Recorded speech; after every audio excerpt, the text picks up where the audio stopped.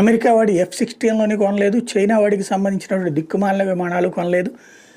అట్లాంటి విమానాల్ని మన చేత కొనిపించడం కోసం మనం అంగీకరించకుండా రఫేల్ కావాలన్నందుకు మనల్ని దెబ్బతీయడం కోసం 1985 నుంచి మన మీడియా ద్వారా ఆడే జూదం ద్వారా మన దేశంలో కొత్త ఆయుధాలు కొననీయకుండా, కొత్త విమానాలు కొననీయకుండా అడ్డుకున్నటువంటి అంతర్జాతీయ ఆయుధ మాఫియాకి అమ్ముడుపోయారా, లేకపోతే లొంగిపోయారా చేసి భారతదేశంలో చేసినటువంటి ఒక దాష్టీకమైనటువంటి పని ఏదైతే ఉందో, రఫేల్ మీద తప్పుడు ప్రచారాలతో, తప్పుడు కథనాలతో సుప్రీంకోర్టు దాకా వెళ్ళి సుప్రీంకోర్టు మొట్టికాయలు వేసి అందులో ఏ అవినీతి జరగలేదని తేల్చి చెప్పడంతో భారతదేశానికి వచ్చినటువంటి 26 రఫేల్ విమానాలు ఒక ఎత్తు అయితే, ఇప్పుడు ఏకంగా 114 రఫేల్ విమానాలు అన్నటువంటిది ప్రిపేర్ చేస్తున్నప్పుడు టోటల్గా 34 అయినాయి.